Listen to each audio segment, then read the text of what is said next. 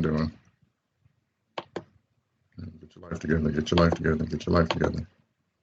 Okay. Where we at? Where we at? Oh, there we go. All right. Come on. You feeling so old all the time. Okay. Here we go.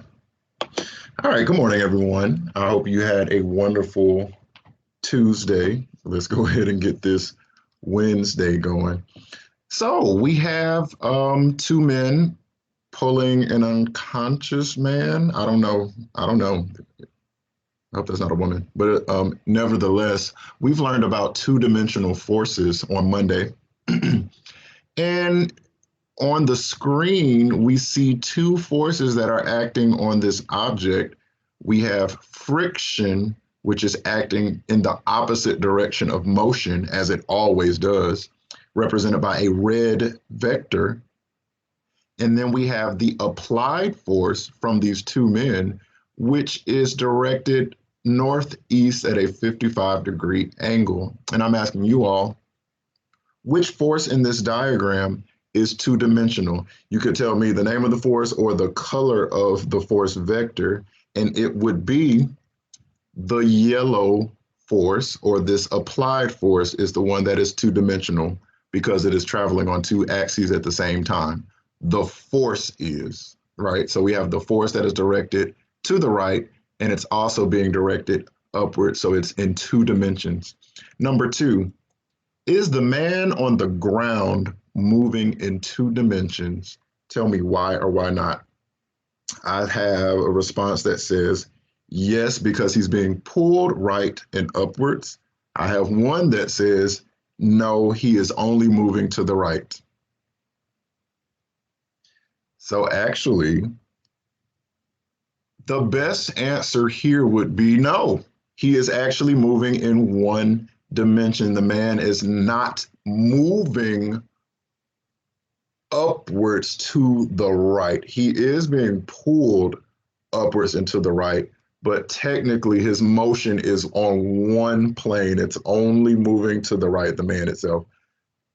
I can understand you may be looking at the legs themselves that are kind of upwards to the right, but if we had to examine this as a whole, this man is really just moving to the right on the ground.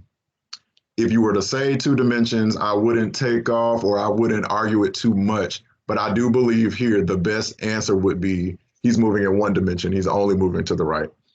Traveling in two dimensions would require him to be almost a projectile. He'd have to be moving up through the air and forward at the same time, and the man himself is not really doing that. Okay. Number three, the two men are both pulling this man with a force of 34 newtons. They are both pulling this man with a force of 34 newtons. Somebody tell me, either the chat box or you can unmute yourself. What does that tell us? Why is that important that they're both pulling with 34 newtons? Why is that important to know?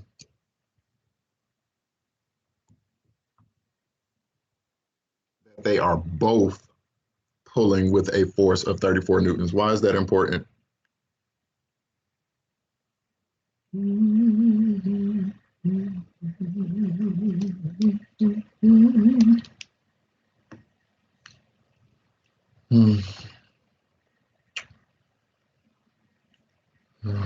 Everybody's still asleep. Nobody telling me, nobody said nothing.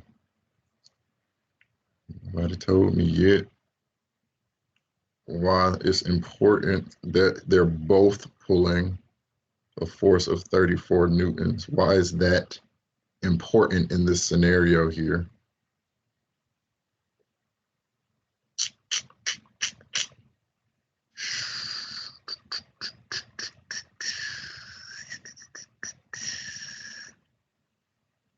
Still ain't nobody. They still sleep over there at their house. And nobody told me why it's important for both. Yes, Miss Lewis.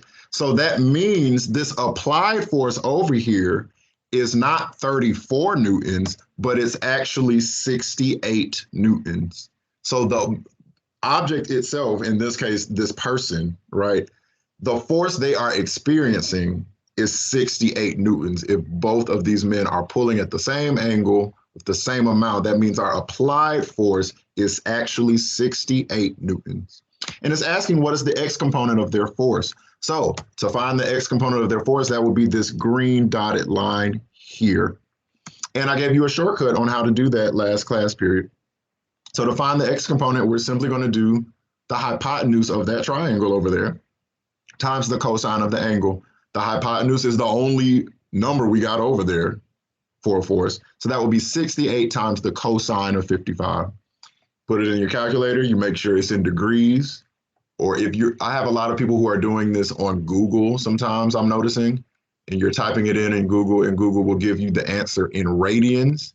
So what you should do if you're typing it in Google, I would do 68 cosine 55 and then type degrees, and it should give you the correct answer, which will be about 39 newtons. So that means the x component of their combined force is 39 newtons. And if we had to find the net force acting on this man, we would do whatever the friction is, it would be negative whatever the friction is, plus 39 to get the net force on the x-axis. Awesome. So again, we do have remote learning all this week. No one will be at the school. It could change in a heartbeat, so please be advised.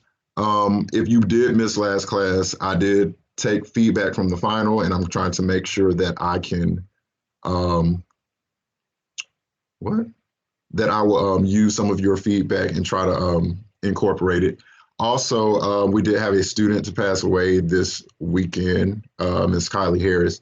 There will be a candlelight service sometime. And if I could find it in my email, I would let you know. It is going to be, today. It's going to be today at 6 p.m. with an address that I can't read, but if you do want that information, let me know. What we've learned so far, we've gone over the course expectations on the first day of class, which was Thursday. Then on Monday, you should now be able to explain the difference between 1 and 2-dimensional forces, which our Do Now today went over. You should be able to break 2-dimensional forces into components, and you should be able to solve for the net force using 2-dimensional forces. So you just find whatever component, and then whatever's on the left is negative, whatever's on the right is positive. You add them guys together and get the net force. What assignments have been given so far? You should have done an ed puzzle. You should have done a Do Now on Monday and an exit ticket on Monday. And you should have just done your Do Now today. Again, it's the second week of school. I would try to make sure I come out of every week with nothing due and nothing missing. If you're missing one of these things already, okay, that's fine. I would make it my goal, if I'm trying to get straight A's or I'm trying to get the best grades possible, I'm not going to make it to Friday with things missing. So if I'm already missing things, I'm already setting up some time to do maybe one of them today, okay? Here's our standard. We're still on it, and I'm not reading it. Today's lesson, I believe, is going to be very short because it was supposed to be at the end of Monday's lesson. If we were in a regular school day like last year, it would have fit right at the end, but I decided not to overwhelm you too much. So this is all we're doing today. We're going to apply 2-dimensional forces to Newton's second law. We remember that Newton's second law says that force and acceleration are directly related, mass and acceleration are inversely related. But more importantly, Newton's second law has a formula, which is at the top of the screen.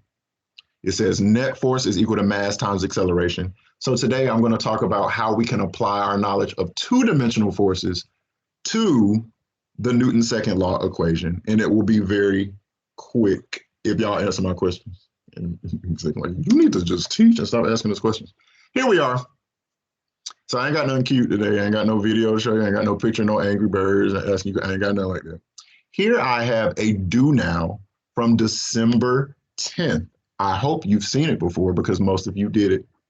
It says Selena and Jesse are pushing a box that accelerates at 2 meters per second squared. I'm just going to remind you how we did this because I don't want anybody to act brand new on me when we do this in a second because you've already learned this. It accelerates at 2 meters per second squared. We put the 2 right there. Acceleration is 2. The question says, what is the mass of the box? Put the mass right there. We're looking for the mass. In order to figure out the mass, we would need the net force on this box. So at the top right corner, we see we have Selena and Jesse. They're both bald-headed for whatever reason. And we needed to solve the net force in order to answer this question. How do we get the net force on this box up here? How do we do that? How do we get the net force acting on that box up there?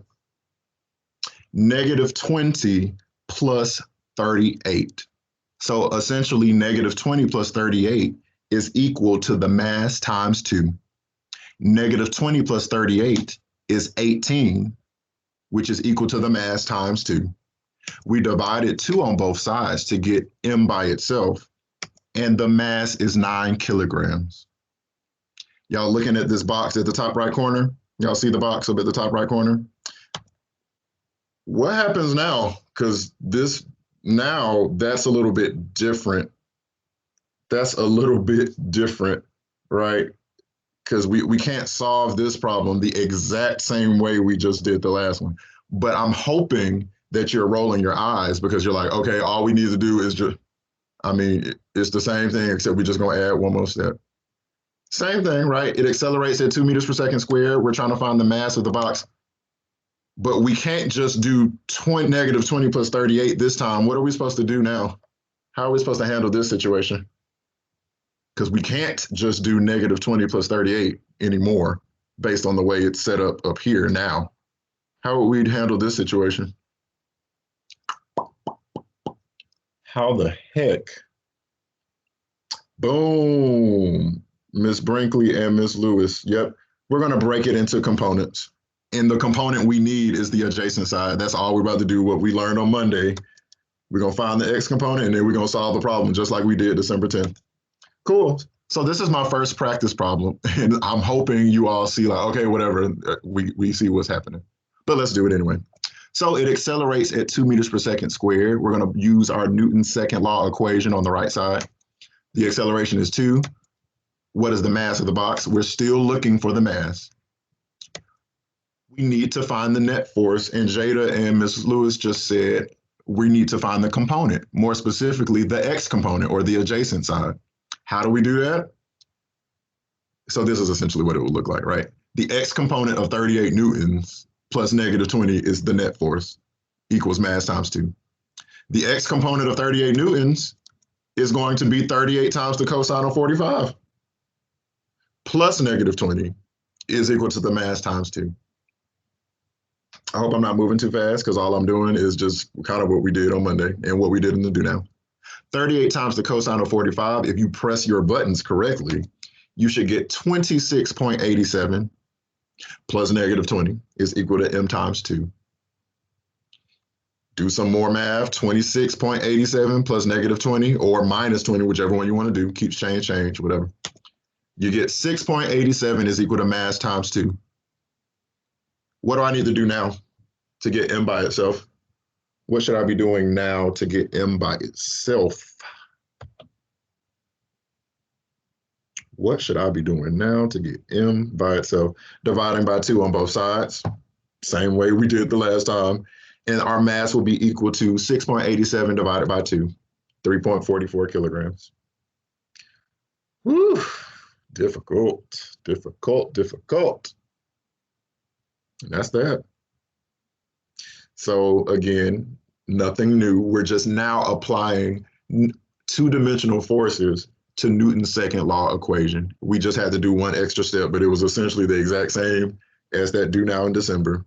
But when things are two-dimensional, you can't just add them and the numbers you see, you can't just do that. You have to break it into its components first. Is everybody looking at this problem? Could you just do negative 20 plus 38 first and then multiply by? I believe you can. Yep, you can do that because it'll end up being the same. I believe you can. I haven't tried it. You can try it and let me know later if it's the same. But I believe you should be able to do that.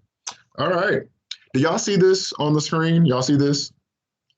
Y'all see all these twos on the right side, all these twos that are in line, and all these M's? I want you to know, hint, hint, and I'm cheating.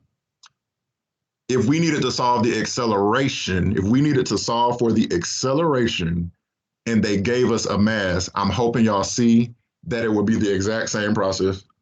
If somebody asked you in an exit ticket, if somebody somewhere, I don't know when this would ever happen to you, if somebody somewhere were to ask you to solve for the acceleration and they gave you a mass, I'm hoping you would see that it would be the exact same steps, just we'd have a bunch of A's and then the twos would be where it would just be the exact same steps. If somebody were to ever give you an exit ticket where they ask you to solve for the acceleration, it would be like the exact same steps on the screen, just something would be switched. All right. Hey, go back to this picture if they, oh, right. Okay, skip that. Here's my second practice problem, and we'll be done after we do this problem.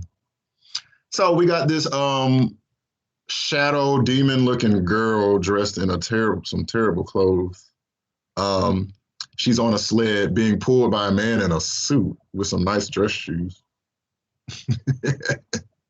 If the total mass of this sled, meaning the girl in the sled, whatever, is 40 kilograms and it's accelerating at 3 meters per second squared, how much friction is acting on the sled? Oh my goodness. Same process, but a little bit more difficult. And when I say difficult, I don't really mean that. I'm lying. So we're going to pull the stuff out of the problem. We're still using Newton's second law.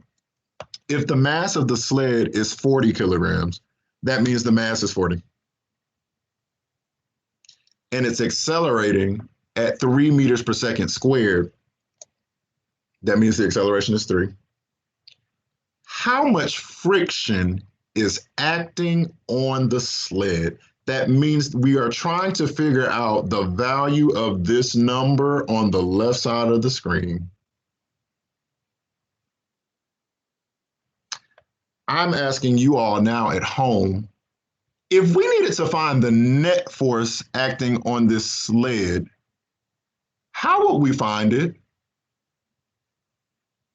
There are 2 answers, and I'm hoping somebody will give me the first answer immediately.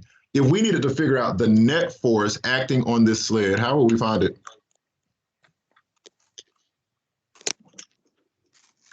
What? Help the child. You know. Come on. How would we find the net force acting on this sled here? How would we find it? Multiply 40 times 3. I got the 2 answers I need. First of all, if we need to find the net force, we got an equation right here that says net force is equal to mass times acceleration. Right? So we got an equation right here that says net force is equal to mass times acceleration. That means if we needed to find the net force, we just do 40 times 3. That means the net force must be 120. And if the net force is 120, and they are asking us to find friction, Demetrius is saying we need to find the x component first. So let's imagine right now, let's imagine we had a value for this red dotted line. Let's say we had a value for this red dotted line and we had a value for friction. How would we find the net force with those 2 values? Let's imagine where this red dotted line is. Let's imagine there was a number there, and let's imagine we had a number for the friction. How would we find the net force with those 2 numbers?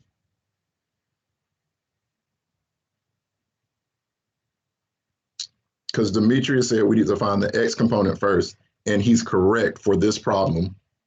And I'm asking you all, if we had a number for this red dotted line, which is the x component, and if we had a number for the friction, how would we find the net force on this sled? If we had numbers for both, how would we do it? Subtract them or add them and make the one on the left negative, correct? That's how we're going to solve for the friction. That's exactly how we're going to solve for the friction, because the net force acting on this sled would be equal to the friction plus the x component of that applied force, except the friction would be negative. I hope that makes sense. It really does. I'm just going to go back just because I know somebody's confused, because this is kind of a little complicated part, but it's really not. If we had values like we did on Monday, if I needed to find the net force on this sled right now, I would have done negative 10.96 plus 45.96. That's how we would have gotten the net force. And in this case, we have a mass, we have an acceleration. The net force would still be the friction, negative friction, plus the x component of the applied force. And this is how we're going to solve for the friction. Because can we get the x component of that applied force up there? How will we get the x component of the applied force in this diagram? How would we solve for the x component? How would we solve for the x component of 60 newtons? How would we get the x component of 60 newtons up there? How would we do it? How would we get the x component of that 60 newtons up there?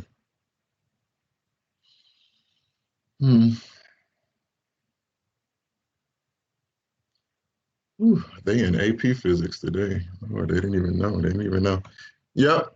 So plugging this all in, 60 times the cosine of 40, not 50. I know that was a mistake though. That's what we would do. And this whole equation up here makes sense, because the net force would be, if we had numbers for everything, the net force would be negative friction plus 60 times the cosine of 40 is equal to 40 times 3. And then we break it down some more. 60 times the cosine of 40, if you push all your buttons correctly, would be 45.96. It would. We're trying to get friction by itself because we're trying to figure out what the amount of friction is. It's being added to 45.96. How are we going to get rid of this 45.96? How are we going to get rid of this 45.96 if it's being added to the friction? We're going to subtract 45.96 on both sides. I really need to take that negative off, but anyway. That's going to cancel because 45.96 minus 45.96, the last time I checked, that's 0. 0 plus the friction is going to be equal to whatever 120 minus 45.96 is. 120 minus 45.96 is 74.04 newtons. That means the value of friction up there would be 74.04 newtons. Could we check our work? We certainly could, because if net force is equal to 40 times 3, that means my x component on the right plus my negative component. Okay, wait. My component on the right plus my negative force on the left should equal 120. And if you do 74.04, negative 74.04 plus 45.96, you'll get 120. And that's that. Whew, goodness gracious, Mr. Mickens, what? All right, here's your exit ticket. We're going back to our do now, except now we're going to apply what we just learned. I want to figure out how fast this man is moving across this floor. We're solving for the acceleration of this man using Newton's second law. We already established he's being pulled at a 55-degree angle with a force of 68 Newton. Now we see that the friction acting on this man is 11 newtons. I want you to solve for the acceleration of this man. We have a mass of the man in this problem. We're looking for the acceleration. All we need is the net force acting on this man to get the acceleration. And that's it. You all have been lovely. That didn't take as long as I thought it would. If you have questions, let me know. I want to say at 9:30, I will go over this problem with you just to make sure everyone understands. But you solve it before then, send it to me, go get back in your bed. I don't care what you do. All right. Thank you very much.